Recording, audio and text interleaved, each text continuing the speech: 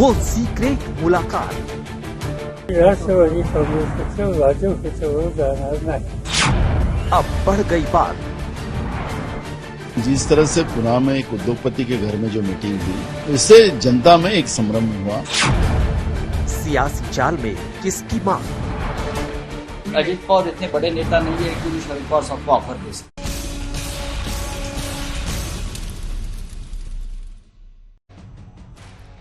नमस्कार, आप देख रहे हैं हल्ला बोल। आपके साथ मैं हूं अंजना ओम कश्यप। खेल चालू है।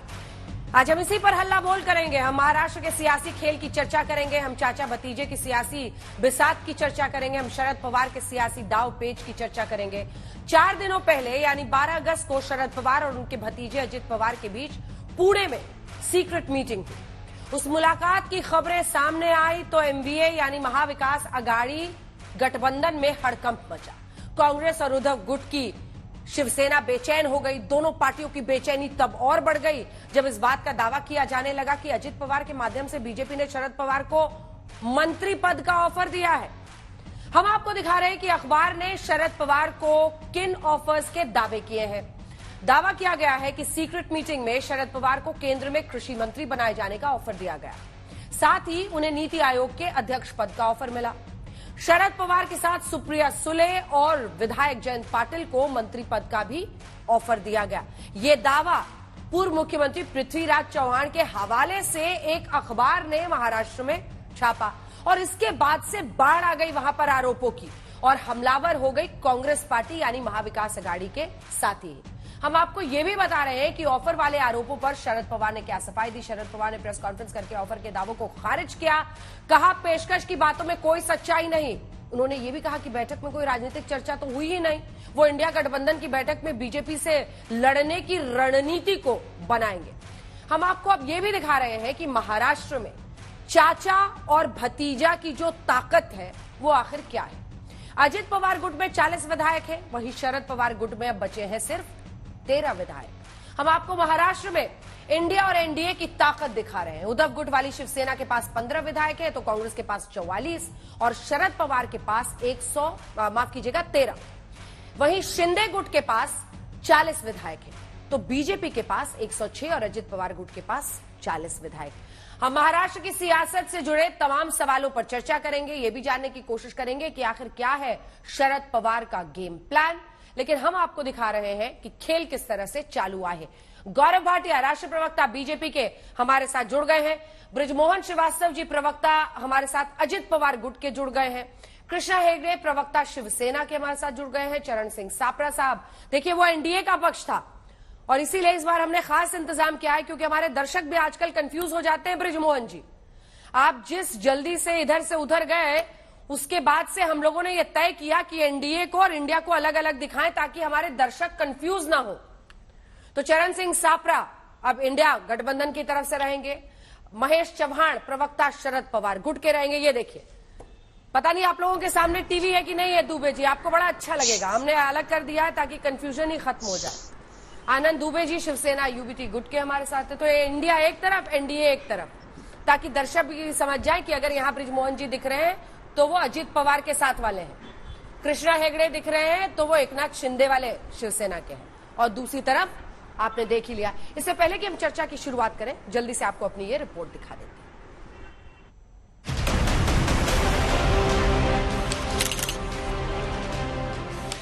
महाराष्ट्र के महारथी नेता शरद पवार के नाम पर एनडीए और इंडिया का राजनीतिक मांझा कुछ ऐसा उलझा है कि सब सीनियर पवार के नाम पर बाजी लगा रहे हैं। इस बार महाराष्ट्र में विपक्षी गठबंधन महाराष्ट्र विकास अघाड़ी के साथी ही कह रहे हैं कि नरेंद्र मोदी की हवा में शरद पवार की पतंग उड़ गई है, वरना ये छुप छुप कर मिलना क्यों। और अब उठ गया है सवाल कि महाराष्ट्र में चाचा भतीजे की सीक्रेट मीटिंग क्या आएगी अघाड़ी में ही दरार।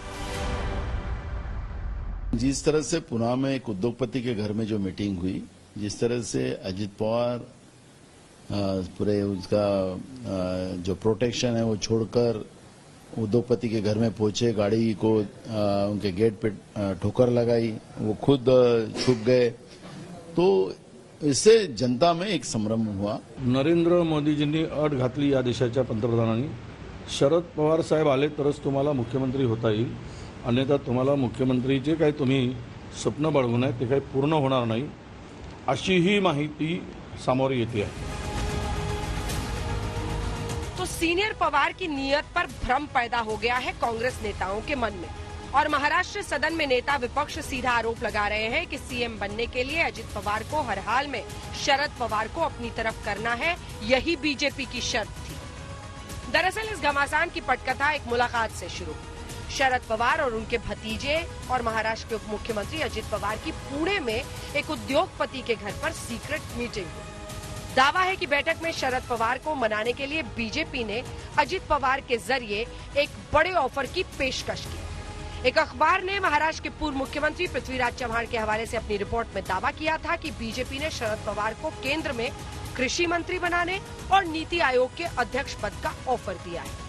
साथ ही सांसद सुप्रिया सुले और विधायक जयंत पाटिल को मंत्री बनाने की भी पेशकश की गई है. इस रिपोर्ट के बाद कांग्रेस नेता शरद पवार से अपनी वफादारी साबित करने को कह रहे हैं. हालांकि सामना के जरिए सबसे पहले ये मुद्दा उठाने वाले उद्धव बालासाहब ठाकरे गुट शिवसेना के संजय राउत अजित पवार को घेर रहे हैं. लोगों में उसके गलत सिग्नल जा रहे हैं उसके वजह से, और लगातार ये चीजें आने से एक लोगों में एक संभ्रम का वातावरण निर्माण हुआ है. उसको जितना जल्दी दूर करेंगे उतना बेहतर है. अजित पवार इतने बड़े नेता नहीं है कि जो शरद पवार सबको ऑफर दे सके. अजित पवार को पवार साहब ने बनाया है, पवार साहब को अजित पवार जी ने नहीं बनाया है. अजित पवार, हसन मुश्रीफ, जूनियर लोग हैं, पवार सबको ऑफर देंगे. ऐसा कभी होता है क्या राजनीति में? चाचा भतीजे की गुप्त मीटिंग वाले ऑफर पर पिता पुत्री दोनों इनकार करने सामने आए. पिता ने कहा, राज्य का दौरा कर रहा हूं. एकता की बात करने वाली बीजेपी देश को बांट रही है. बेटी कह रही है, हमें तो सिर्फ 15 अगस्त वाला ऑफर पता है. मी सांगतोय की हे सरकार ही समाजामध्ये कटुता वाढत होते, जाती धर्मामध्ये भाषिकांच्यामध्ये अंतर वाढत होते. मुझे किसी ने कोई ऑफर नहीं दिया है. सिर्फ 15 अगस्त का एक बड़ा सेल चल रहा है बहुत जगह, तो इसलिए कुछ महंगाई इतनी बढ़ी है तो शक्कर, आटा, कुछ सेल चल रहे हैं बहुत सारे ग्रोसरी स्टोर्स में. मैंने पेपर में पढ़ा, वो ऑफर मुझे पता है, बाकी कोई ऑफर मुझे पता है. शरद पवार पर शक का पहला पन्ना खुला था सामना के एक लेख से. वहीं महाविकास अघाड़ी में पहली दरार की दस्तक थी. सामना संपादकीय में लिखा गया कि लगातार हो रही मुलाकातों से संदेह है कि भाजपा के चाणक्य अजित को वरिष्ठ पवार से मिलने के लिए भेजकर कुछ भ्रम पैदा करने की कोशिश कर रहे हैं. हालांकि ऐसी बैठकें शरद पवार की छवि को खराब करती हैं और ये अच्छा नहीं है. शरद पवार और अजित पवार जी की मीटिंग हुई, ऐसे हमने आपके माध्यम से सुना और पढ़ा है. इस बारे में दोनों नेताओं ने अपनी बात नहीं रखी, लेकिन मुझे लगता है माननीय पवार साहब एक दो दिन में इस बारे में अपनी बात रखने वाले. कांग्रेस के नेताओं को पूछिए, मुझे मत पूछिए. हम एमवीए के साथ है. पवार साहब ने खुद 2 बार ये कहा, मुझे नहीं लगता है कि इतने बड़े कद के नेता ने 4 बार बोलना चाहिए कि मैं कहाँ हूँ. 31 अगस्त और 1 सितंबर को विपक्षी गठबंधन इंडिया की बैठक मुंबई में होने वाली है. उद्धव ठाकरे, शरद पवार और महाराष्ट्र कांग्रेस इसकी मेजबानी करेंगे और ऐसे में वकोला में ग्रैंड हयात होटल तो बैठक के लिए तय हो गया है. लेकिन यहाँ तो अपने ही अपनों की वफादारी पर हिसाब मांग रहे हैं और इस बार कांग्रेस के नेता ही मराठा क्षत्रप शरद पवार से पूछ रहे हैं कि पलटेंगे तो नहीं. आज तक ब्यूरो. तो एक खबर इस वक्त आ रही है. इससे पहले कि हम चर्चा की शुरुआत करें, दोनों ही मेहमानों को दिखा दीजिए दोनों पक्षों की तरफ से. बड़ी खबर यह आ रही है कि अब बीजेपी ने हमला किया है इंडिया गठबंधन पर. आपको बता दें, धर्मेंद्र प्रधान ने कहा है, आपने कांग्रेस के पैरों के नीचे से जमीन हटा दी. दिल्ली को लेकर कांग्रेस के दावों पर बीजेपी का तंज आया है. आपने कांग्रेस के पैरों से दरी खींची है.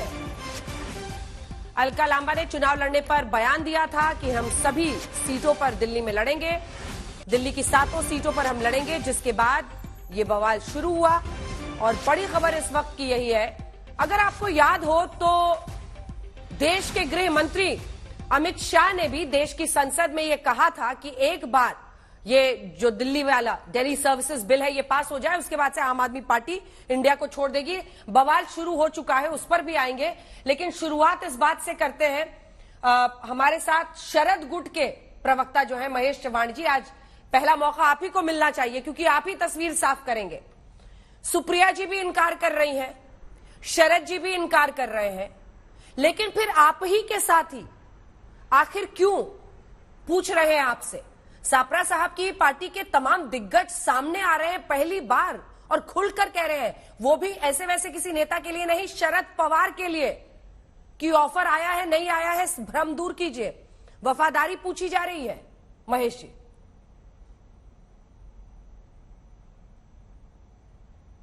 महेश जी,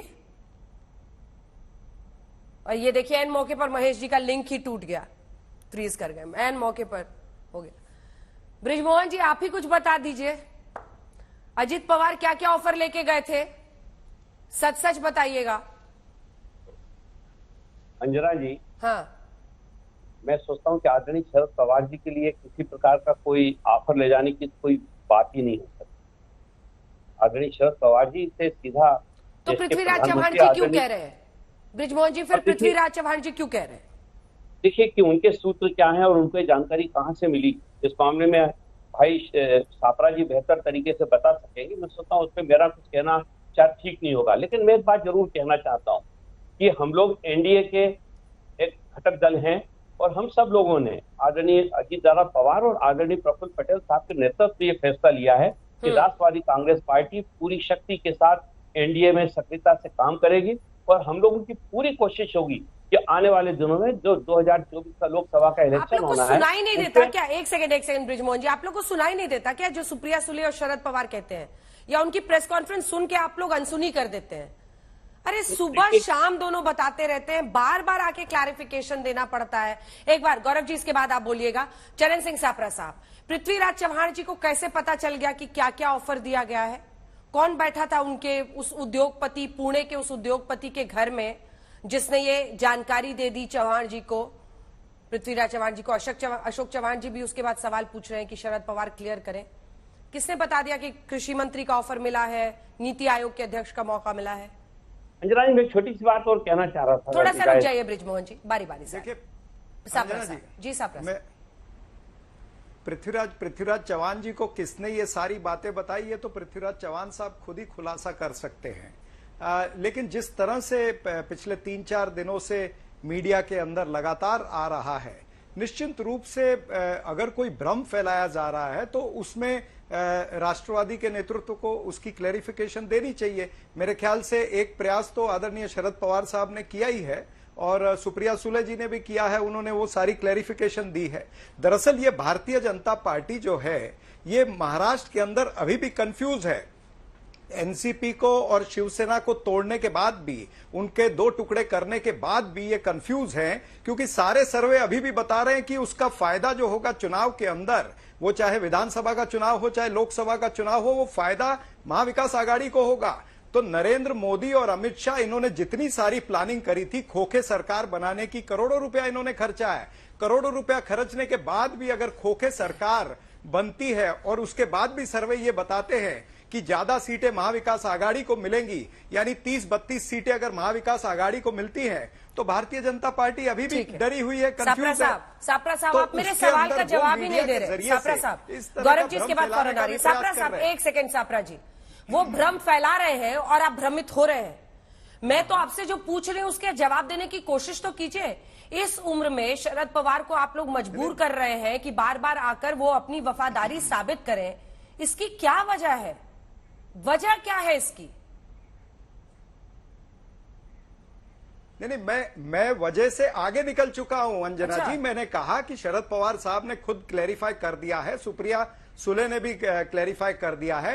ये भारतीय जनता पार्टी का षड्यंत्र का एक हिस्सा है कि जिस तरह से मीडिया के अंदर ये लगातार अभी खबरें आ रही हैं, ये षड्यंत्र के जरिए है, क्योंकि उन्हें वो अंग्रेजी में कहते हैं ना, if you cannot convince you confuse them. तो भारतीय जनता पार्टी जो हमारा मतदाता है महाराष्ट्र का, उसको कंफ्यूज करना चाहता है। कन्विंस तो कर नहीं सके, महंगाई कम नहीं हुई, बेरोजगारी कम नहीं हुई, यहाँ पर आर्थिक विषमता बहुत ज्यादा है। ठीक है, भ्रम फैला रहे हैं। ठीक है, भ्रम फैला रहे हैं, षड्यंत्र रच रहे हैं। गौरव भाटिया जी, आप लोग कन्विंस नहीं कर पा रहे हैं, इसलिए कंफ्यूज कर रहे हैं, शरद पवार पर डोरे डाल रहे हैं क्या?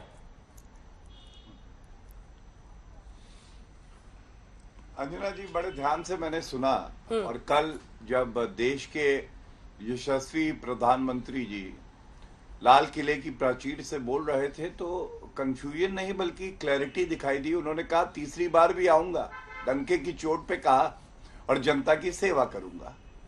और कांग्रेस पार्टी जिसको जनता कहती है कि चाइनीज झालर है जिसके फ्यूज्ड बल्ब है, तो वो चाइनीज झालर जिसके बल्ब फ्यूज्ड है आज दूसरों को कंफ्यूज्ड बता रही है। मैं तो ये कहूंगा कि कंफ्यूज कौन है? अंजना जी आप बताइए। आज ही की खबर बताता हूं। अनिल चौधरी इनके दिल्ली प्रदेश के इकाई के अध्यक्ष हैं। उन्होंने कहा 2024 और 2025 दोनों में अराजक अपराध पार्टी आप हारेगी। दिल्ली में 7 सीटों पे हार जाएगी और विधानसभा भी हार जाएगी। अगर आपके साथ है, घमंडिया का हिस्सा है, तो उनको क्यों हरा रहे हैं? इसी तरह से एक और प्रवक्ता महोदय हैं, अलका लांबा, उनका भी वक्तव्य आया। संदीप दीक्षित जी भी बाहर आ गए। उन्होंने कहा भ्रष्टाचारी अराजक अपराध पार्टी, कट्टर बेईमान, आपसे समझौता मत करो। अब ये कौन कह रहा है जो जननी है भ्रष्टाचार की? ये दिखाता है कंफ्यूज्ड ये है। मैं आज एक बात कहना चाहता हूं आपसे। आप याद करिए, जब इनकी पटना में बैठक हुई, उसके बाद बेंगलुरु में हुई, उसके बाद कद किसका बढ़ा है? एनडीए और भारतीय जनता पार्टी का। अजीत पवार जी हमारे साथ आ गए और शरद पवार जी भी नरेंद्र मोदी जी के साथ एक मंच साझा करते हैं और तारीफ करते हैं नरेंद्र मोदी जी की। महावसूली अघाड़ी की छाती पे आग तो लगेगी। आज सवाल यह पूछा जाएगा, अगर नरेंद्र मोदी जी हमारा चेहरा है, आपका चेहरा कौन है? हमारी तरफ क्लैरिटी है, हम कहते 303 सीटें आएंगी। आपको तो यह भी नहीं पता कि आप सीटें लड़ेंगी कितनी। आप कैसे बताओगे कि कितनी सीटें आएंगी? और एक बात जो अभी अशोक चौहान जी कह रहे थे, वो कह रहे थे कि जब अजीत पवार जी और शरद पवार जी मिलते हैं तो गलत सिग्नल जाता है। नहीं अंजना जी, अशोक जी को पता होना चाहिए, ये जो घमंडिया का टावर है इसमें सिग्नल आता ही नहीं है। ये खत्म हो चुका है, सिग्नल कैसे जाएगा? अरे भाई, कोई नहीं चाहता कि वो भ्रष्टाचारी कांग्रेस पार्टी के साथ जाए, जो कि जननी है भ्रष्टाचार की, परिवारवाद की और तुष्टीकरण की। और हमने तो यही नारा दिया है कि क्विट इंडिया तुष्टीकरण, क्विट इंडिया परिवारवाद और क्विट इंडिया जो है, जो इनका गठबंधन है। तो पता चल जाएगा इनको, चुनाव आने वाले हैं। ठीक है, इससे पहले कि आप इसका जवाब दे सापरा साहब, चूंकि अब महेश चव्हाण हमारे साथ जुड़ गए हैं, मुख्य किरदार है वो और आनंद दुबे साहब। महेश चव्हाण साहब, शक पैदा हुआ इसीलिए वो प्रश्न कर रहे हैं। हाँ जी। शरद पवार पर शक मंजूर है आपको? महाराष्ट्र विकास अघाड़ी में रहते हुए शरद पवार पर शक आपको मंजूर है इंडिया में रहते हुए? विपक्षी गठबंधन इंडिया। अंजना जी, शरद पवार जी ने खुद ने कई बार ये क्लैरिफिकेशन दिया हुआ है कि ऐसे कुछ ऑफर नहीं आई। आज की अगर उनकी प्रेस आपने सुनी होगी तो उसमें उन्होंने बताया, अभी 4 बजे उन्होंने प्रेस ली थी और उन्होंने क्लैरिफिकेशन दिया है कि ऐसे कुछ ऑफर उन्हें आई नहीं है। उनकी जो मीटिंग अजीत पवार जी से हुई वो एक पारिवारिक मीटिंग थी। अभी ये जो सब संभ्रम पैदा हो रहा है, मैं आपको एक सजेशन यहाँ पर दूंगा। यहाँ पर गौरव भाटिया जी बैठे हैं बीजेपी के, आप उन्हीं से पूछिए ना कि बीजेपी ने ये ऑफर शरद पवार जी को दी है, क्या दूध का दूध पानी का पानी हो जाएगा? ये जो पृथ्वीराज चौहान जी है, वडेट्टीवार जी है, संजय राउत जी है, उनका संभ्रम निकल जाएगा। बताइए गौरव भाटिया, इंतजार कर रहा हूँ गौरव भाटिया क्या ऑफर दिया था? तो क्या वो क्या जवाब दे? मैंने सीधा पूछा था, डोरे डाल रहे हैं क्या शरद पवार पे? ऑफर दिया गया या नहीं दिया गया गौरव भाटिया जी? अंजना जी, इनकी परेशानी क्या है कि अपनी नींव कमजोर है और ये कह रहे हैं भारतीय जनता पार्टी बताए कि ऑफर के बारे में बात कीजिए सर। अंजना जी, मैं चुनौती आज तक पे देता हूँ, मैं आज तक पे देता हूँ। देखिए, कांग्रेस के प्रवक्ता ने कहा, सुनिए, हाँ अंजना जी, कांग्रेस के प्रवक्ता ने कहा षड्यंत्र हो रहा है। महेश चौहान जी ने कहा ऑफर दिया। मैं तो चुनौती देता हूँ, एनडीए के सभी घटक दल हमारे साथ हैं, नरेंद्र मोदी जी को नेता मानते हैं। भारतीय जनता पार्टी के साथ षड्यंत्र करके दिखाओ ना, ऑफर दे के दिखाओ। ऐसा हाल कर देंगे कभी ऑफर देने वापस नहीं आओगे। उसकी वजह क्या है? हमारे पास नेतृत्व की ताकत है और विचारधारा की ताकत है, इनके पास कुछ है ही नहीं। ये हमसे चाहते हैं हम बताएं। अरे हम तो ये कह रहे हैं, हर विपक्षी दल भी अंदर चाहता है कि भैया नरेंद्र मोदी जी के साथ हम खड़े हों, क्योंकि सब जानते हैं भविष्य उज्जवल है तो एनडीए में रहकर है। ये घमंडिया के साथ जो रहेगा उसकी किस्मत में सिर्फ काली अंधेरी रात आएगी, कोई रोशनी नहीं होगी। महेश जी, छोटा सा जवाब, फिर मैं दुबे जी के पास जाऊंगी। अंजना जी इनडायरेक्टली गौरव भाटिया जी कह रहे हैं कि कुछ ऑफर दी नहीं है, तो बात खत्म हो गई, ये संभ्रम का सवाल ही नहीं पैदा होता।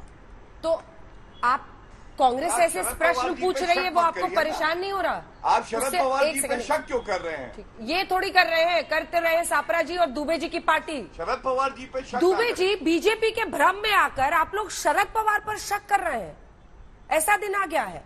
नहीं अंजना जी, सामना में क्या लिखा था? मैं बता रहा हूँ, मैं उसी पे बता रहा हूँ। हाँ। देखिए, पिछले 1.5 महीनों में जिस प्रकार 5 बार आदरणीय पवार साहब की और अजीत दादा पवार की मुलाकात हुई, कुछ मुलाकातें मंच पर हुई, कुछ बंद कमरों में हुई। कितनी हुई है? 5। अच्छा। हम जिस प्रकार महाविकास आघाड़ी में आप लोगों ने जासूस भी छोड़ रखा है क्या इन दोनों के पीछे? नहीं, ये ऑफिशियली है, ये टीवी मीडिया में है। जिस प्रकार महाविकास आघाड़ी के शरद पवार साहब आधार स्तंभ है, हमारे सलाहकार है, हम सबके वरिष्ठ हैं, भारतीय जनता पार्टी के रथ को रोकने के लिए एक अग्रज नेता हैं, अगर उनसे बार बार अजीत दादा पवार मिलेंगे तो कहीं न कहीं एक महागठबंधन, एक इंडिया कमजोर होता है, ये हमारी आपत्ति थी। लेकिन उदारता देखिए पवार साहब की, आज उन्होंने हमारी आपत्ति को स्वीकार किया। उन्होंने आज छत्रपति संभाजी नगर में एक प्रेस कॉन्फ्रेंस की, स्पष्ट रूप से कहा कि मैं यानी हम पूरी तरह से इंडिया के साथ हैं। सवाल उनकी दरिया दिली पे तो है ही नहीं, सवाल आपकी तंगदिली पर है। बिल्कुल नहीं। अब देखिए, इसमें तंगदिल कौन है? भाजपा कैसे तंगदिल है? एकनाथ शिंदे जी उनके समर्थकों को लाई, जनता साथ में नहीं। अजीत पवार उनके समर्थकों को लाई, जनता साथ में नहीं। वो हिंदी पिक्चर का एक गाना है कि तुम्हारा ध्यान किधर है, तुम्हारा हीरो इधर है। तो उस प्रकार भारतीय जनता पार्टी, तुम्हारा ध्यान किधर है, जनता तो इधर है। तो जब जनता इधर है तो भ्रम क्यों फैलाते हो? अब एकनाथ शिंदे जी आज प्रेस कॉन्फ्रेंस करके कहते हैं पिछले 1 साल से कुछ लोग मुझे चेक और मेट करना चाहते हैं, लेकिन मैं डटा हुआ हूं, मैं हारूंगा नहीं। क्या कहीं इस बारे में तो नहीं कह रहे कि बीजेपी के एक बड़े नेता कहते हैं मी पुनः येईन, मराठी में पुनः येईन का मतलब होता है मैं दोबारा आऊंगा। तो कहीं वहां भ्रम तो नहीं है? यहाँ कोई भ्रम नहीं है, इंडिया साथ में है। कुछ आपत्ति होगी हम अपने घर में कहेंगे, अपने बुजुर्गों से नहीं कहेंगे तो किससे कहेंगे? अपने वरिष्ठों से नहीं कहेंगे तो किससे कहेंगे? भारतीय जनता पार्टी भ्रमित है। भारतीय जनता पार्टी को पता है कि 2024 में 10 सीटें भी हम नहीं जीत रहे हैं, इसके लिए परेशान है, पीड़ित है, छटपटाहट में है। अब उसके लिए वो अपने अपने मोहरे चलती है। लेकिन इस तरफ पवार साहब हैं जो शतरंज के माहिर खिलाड़ी हैं, वो 10 चाल चलते हैं, इधर से एक चाल में वो चित्त कर देते हैं। तो गौरव भाटिया जी को तो अनुभव है इन सब बातों का। और पवार साहब और मोदी साहब कहते हैं पवार साहब मेरे गुरु हैं। तो जब शिष्य खुद कह रहे हैं कि पवार साहब मेरे गुरु हैं, तो फिर गुरु का थोड़ा तो सम्मान करिए भाटिया साहब। ठीक है, सुनिए गौरव जी को। हाँ गौरव जी। धन्यवाद। देखिए, सबसे पहले तो मैं कहूंगा कि ये लोग जब शक करते हैं शरद पवार जी पे, ठीक है, वो हमारे साथ नहीं है, लेकिन बड़ी पीड़ा होती है। ऐसे व्यक्ति जिन्होंने भारतीय राजनीति में मील का पत्थर बन के दिखाया है, उसके लिए आप शक करें, अच्छी बात नहीं है। और आपके पार्टी के नेता संजय राउत ही शक कर रहे हैं, बाकियों को तो छोड़ दीजिए। दूसरी बात, इन्होंने अभी बॉलीवुड का गाना सुनाया। मैं भी एक डायलॉग बताता हूं आपको, और ये डायलॉग क्या है कि श्रद्धेय बाला साहब ठाकरे जी अगर जिंदा होते तो उद्धव ठाकरे से जरूर कहते हैं, रिश्ते पे तो हम तुम्हारे बाप लगते हैं, नाम है बाला साहब ठाकरे। क्यों कह रहा हूं? बाला साहब ठाकरे जी ने कहा था, उनकी ये सोच थी कि कांग्रेस से हाथ मिलाने से पहले मैं अपनी दुकान बंद कर दूंगा। आप बताइए, उनके पुत्र ने बाला साहब ठाकरे जी की जो सोच थी उसी को दफना दिया। दूसरी बात, आपको याददाश्त तरोताजा करना चाहता हूं। आप बताइए, आप चुनाव हमसे लड़े, हमारे साथ लड़े, प्री पोल अलायंस, हमारी 161 सीटें आई। जनता ने नरेंद्र मोदी जी और देवेंद्र फडणवीस जी मुख्यमंत्री थे, उस पे वोट लगाया। आपने पलटी मार लिया, पलटू राम निकले। अब आप अपना हश्र देख लीजिए, आप क्या पार्टी बन गए हैं। तीसरी बात, आप बताइए, वीर सावरकर जी, मैं समझता हूं वो शख्सियत है जो हमें जोड़ती थी विचारधारा के तौर पे। आप उस कांग्रेस पार्टी की गोदी में जाके बैठे हैं जो वीर सावरकर जी के लिए अपशब्द कहती है। वो राहुल गांधी कहता है मैं वीर सावरकर नहीं हूं, और आप तब भी उसके साथ हैं। या तो आपकी आस्था वीर सावरकर में एक ढकोसला है, और या फिर जो है आप खुद इसके बाद अंजना जी, हाँ दुबे जी निकल गई है तो दूर तक जाएगी। आज पंडित अटल बिहारी वाजपेयी जी की पुण्यतिथि है, मैं उन्हें नमन करता हूँ। क्या कहा था उन्होंने भरे सदन में कि सरकारों को बनाने के लिए जोड़ तोड़ की राजनीति नहीं करूंगा और चिमटे से भी भ्रष्टाचारियों को नहीं छूंगा।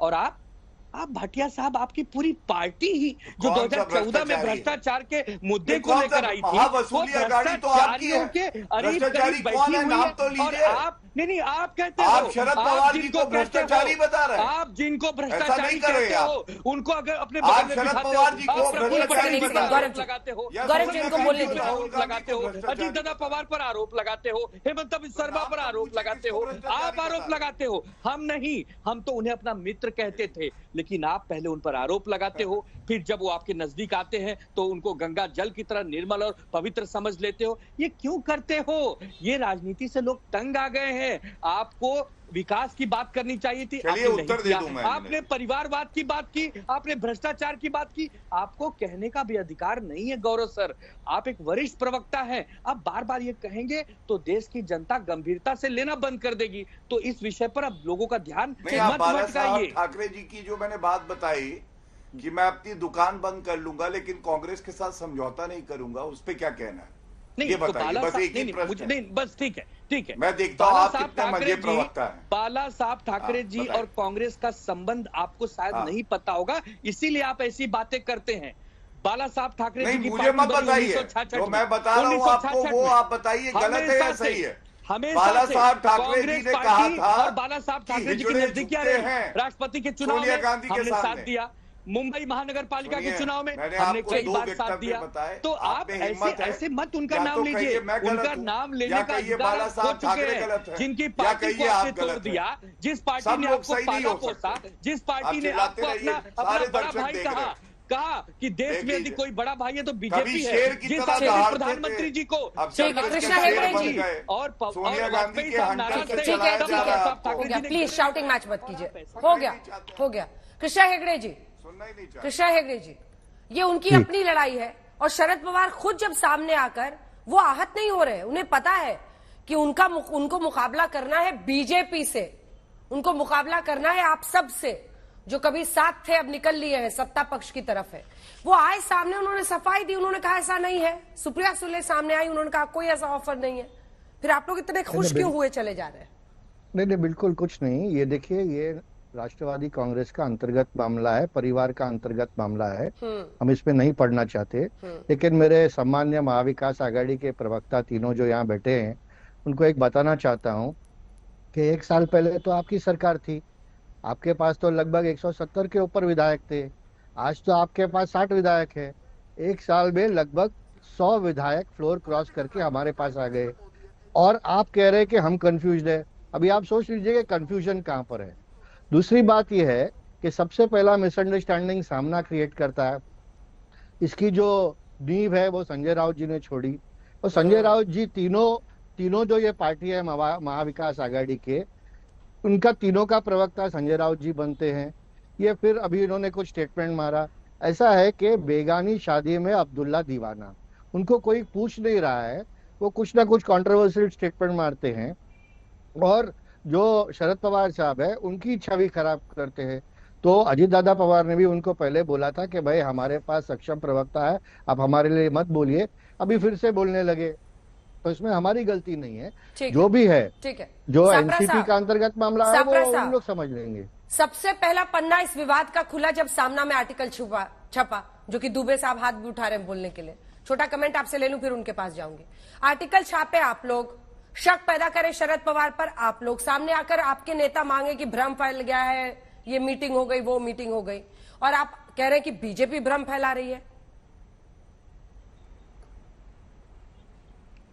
नहीं, देखिए दोनों बातें अलग है। एक तो जो आप सवाल पूछ रहे हैं उसमें यह है कि हमारे इंडिया गठबंधन जो है उसके अंदर लोकतंत्र जिंदा है, हर किसी को कुछ न कुछ सवाल पूछने की आजादी है। हमारे यहाँ ठोक तंत्र नहीं है जिस तरह से एनडीए में ठोक तंत्र चलता है। और दूसरी बात यह, भारतीय जनता पार्टी के प्रवक्ता अभी अनेक चीजें कह रहे थे, घमंडिया वगैरह वगैरह कह सकते थे, तो कह रहे थे, तो मैं इनको ये बताना चाहता हूं कि देश की जनता भी देख रही है। आप जिस घमंडिया कहते हैं ना, वो जनता आपको भी पखंडिया समझती है। आपके एनडीए को भी हम नेशनल दलाल ऑफ अडानी कह सकते हैं। तो इस तरह के अगर आप नाम रखना चाहते हैं तो जनता देश की जानती है कि आपका भी पखंडी अलायंस है। पाखंडी कर रहे हैं ना आप, 9 सालों से पाखंड कर रहे हैं। देश की जनता को वादे करते हैं कि हम आपको अच्छे दिन देंगे, फिर कहते हैं आपकी हम न्यू इंडिया देंगे, अब अमृतकाल की बात कर रहे हैं। नाम तो बदल आप भी कर रहे हैं ना, लेकिन कुछ नीचे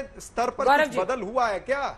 देश जो है गरीब और गरीब हो रहा है, अमीर और अमीर हो रहा है। आर्थिक विषमता इस देश में है, महंगाई बेरोजगारी इस देश में बढ़ती जा रही है। तो तमाम सारी तकलीफें जो आम जनता की है, मणिपुर की समस्या के ऊपर आपकी सरकार विफल रही है, आपके मुख्यमंत्री विफल रहे हैं। आप उस विफल निकम्मे और नाकारा मुख्यमंत्री को आज भी चला रहे हैं। गौरव भाटिया जी, देखिए महाराष्ट्र में सदन में जो विपक्ष के नेता है कांग्रेस के, वो भी सीधा कह रहे हैं, ठीक है, वो ये सीधा आरोप लगा रहे हैं कि ये प्रधानमंत्री नरेंद्र मोदी ने शर्त रखी अजित पवार के सामने कि तुम्हें सीएम तभी बनाएंगे, अब बृजमोहन जी बहुत ध्यान से सुन रहे हैं, कि तुम्हें सीएम तभी बनाएंगे जब शरद पवार को लेकर आप एनडीए में आएंगे।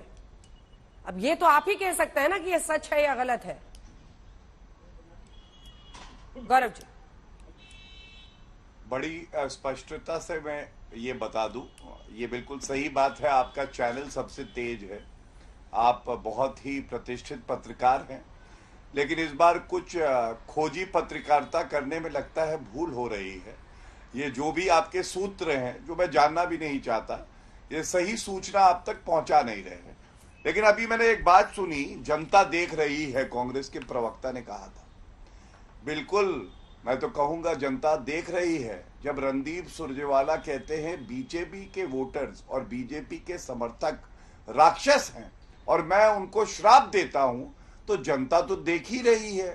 ऐसा सबक सिखाएगी कि मैं बता रहा हूं, कुछ बचेगा नहीं इस खूनी पंजे का। और एक बात और बता दूं, आप भूल गई राजनीति करोगे। मैं इनके बीच में बोला नहीं था। नहीं, आपके बीच में किसी ने नहीं बोला। प्लीज सापरा साहब। हाँ भाटिया जी, पूरी कीजिए अपनी।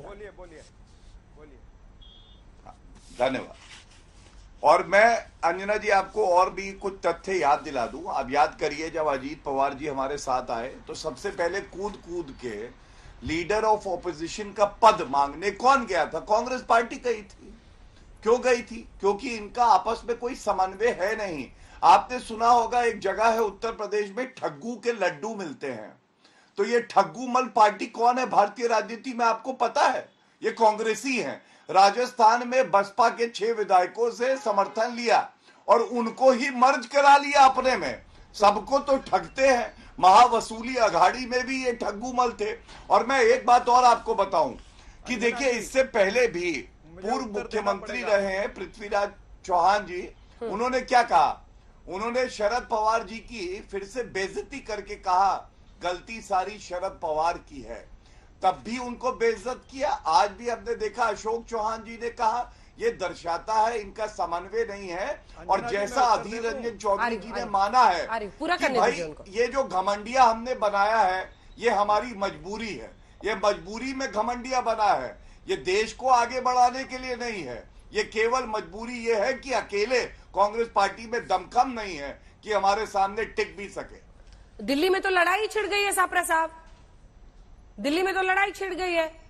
अगर आपकी पार्टी कह रही है 7 सीटों पर लड़ेंगे, तो फिर कह रहे हैं आम आदमी पार्टी वाले कि फिर हम क्यों रहेंगे इंडिया में?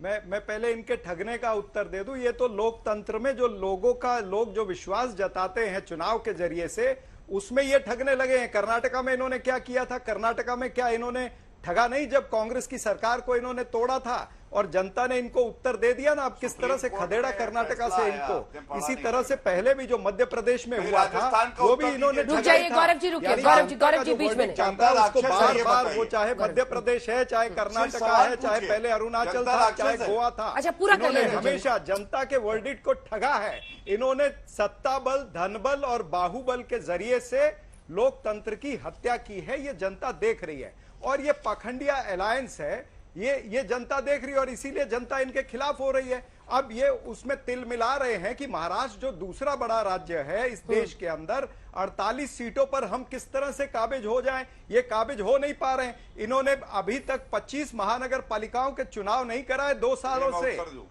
और उसके बाद में भी जो काउंसिल के चुनाव है या पंचायत के चुनाव है, तमाम सारे चुनाव महाराष्ट्र के अंदर इन्होंने स्थगित करके रखे हुए हैं। वो क्यों रखे हुए भाई? अगर सच में आप में ताकत है तो कराइए ना चुनाव, आपको पता चल जाएगा। फिर ये जितना खोखे सरकार है ना, इसका भी सारी चीजें निकल जाएंगी बाहर कि आपने किस तरह से किसको कितना ठगा, किसको कितना दिया, 50 खोखे सब कुछ ओके, ये किस तरह से चला था। ये तमाम सारी चीजें ब्रिजमोहन जी, ब्रिजमोहन जी, ठीक है ब्रिजमोहन जी, एक जवाब आपसे ले देख रहे। पंकजा मुंडे ने जिस तरह से कह दिया, इनके अंदर इसके बाद आ रही हो रही है। पंकजा मुंडे ने कह दिया कि दो महीने तक मैं राजनीति के अंदर नहीं एक्टिव रहूंगी। ऐसे अनेक भारतीय जनता पार्टी के बड़े नेता है, जो महाराष्ट्र के नेता जो इनसे नाराज हैं। ठीक है ब्रिजमोहन जी जरा बताइएगा, आप ही बताइए, कुछ साफ कीजिए। अब तो आप अजीत दादा के करीबी हो गए हैं, सही बता रही हूँ ब्रिजमोहन जी, मुझे अभी भी विश्वास नहीं होता। लेकिन आप तो हो गए अजीत दादा के करीबी, तो कुछ तो बताइए सर। अंजना जी आपको विश्वास करना होगा। ऑफर दिया कि नहीं दिया, ऑफर दिया कि नहीं दिया, उस मीटिंग का रहस्य कोई तो खोलेगा। किसी प्रकार का कोई ऑफर नहीं है। ये आदरणीय, मैं नहीं जानता कि पृथ्वीराज चौहान साहब को ये बात कहां से पता लगी।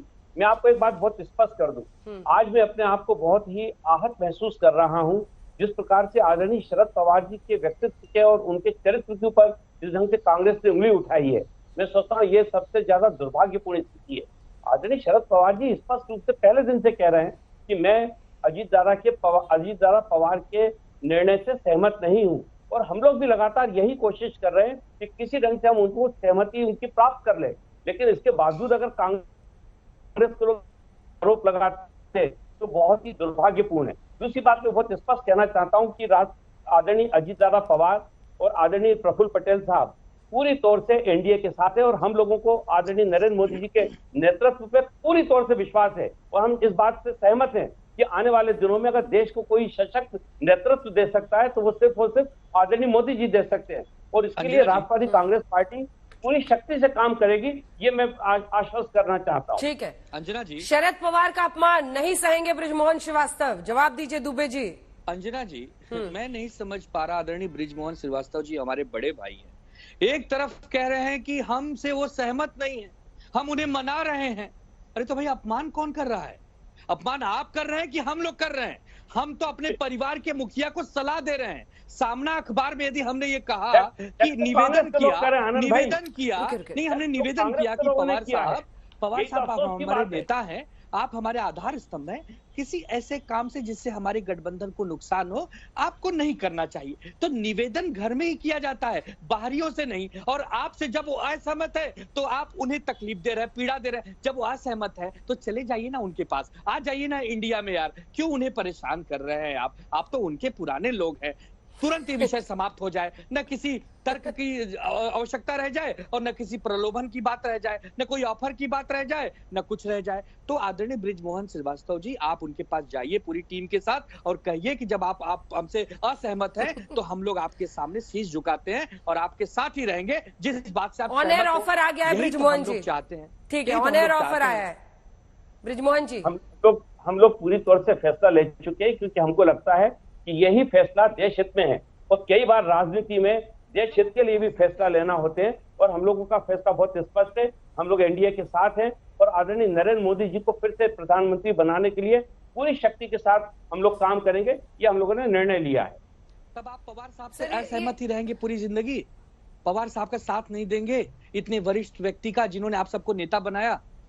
आप उनका साथ नहीं देंगे? हम तो उनको मनाने में लगे, हम यही चाहते हैं, हम लोग उनको ये समझा रहे हैं और मुझे पूरा विश्वास है कि अंततः वो हमारे निवेदन पर सहानुभूतिपूर्वक विचार भी करेंगे और अपना समर्थन हम लोगों के साथ रखेंगे।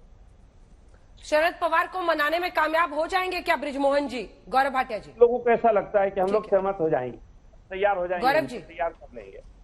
गौरव जी से पूछते हैं ना, क्योंकि असल बैकिंग तो आपको चाहिए होगी ना गौरव जी।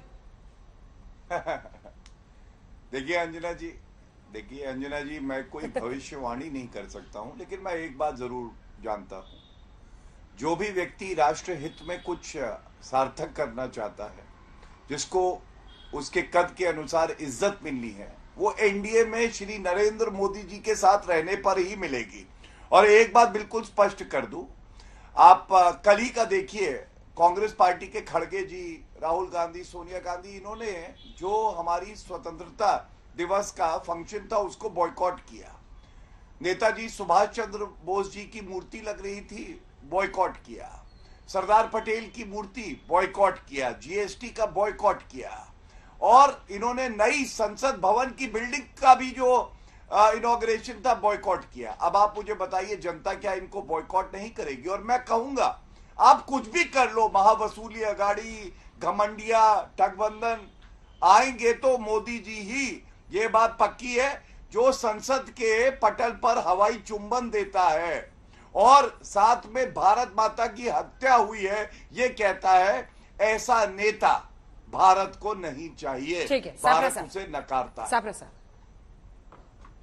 अंजना, देखिए अंजना जी, ये पाखंडिया अलायंस जो है, इसको अभी समझ में आ रहा है कि अजीत पवार और अजीत पवार के गुट को जो वोट मिला था, वो भारतीय जनता पार्टी के फेवर का वोट नहीं था, वो भारतीय जनता पार्टी के विरुद्ध का वोट था। अब वो मतदाता जो है, चाहे एमएलए इनके साथ में आए होंगे 30-32 एमएलए अजीत पवार जी के साथ में, लेकिन वो एमएलए फिर से जीत करके नहीं आएंगे, और वो एमएलए जो है उसके आधार पर भारतीय जनता पार्टी लोकसभा के चुनाव भी महाराष्ट्र में नहीं जीत सकती है। तो पाखंडिया को अब समझ में आया है, अब अकल आई है कि अजीत पवार को लेकर के उनको कोई फायदा नहीं हो रहा है, इसलिए पाखंडिया जो है वो पाखंडिया घबराया हुआ है और कंफ्यूज करना चाहता है। ठीक है गौरव जी, छोटा सा कमेंट, बस बहुत कम वक्त बचा है।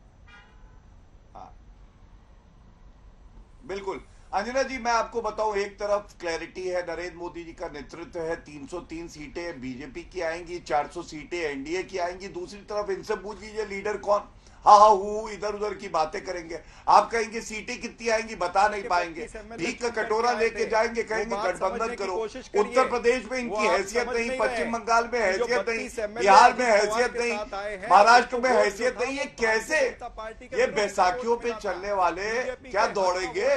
ये तो दौड़ने से पहले ही जनता की नजरों में गिर चुके हैं। चलिए इसी के साथ हमें इस कार्यक्रम का अंत करना पड़ेगा। एनडीए और इंडिया दोनों ही तरफ के प्रवक्ताओं को बहुत बहुत धन्यवाद हमारे साथ जुड़ने के लिए। देश दुनिया की बाकी खबरों के लिए आप देखते रहिए आज।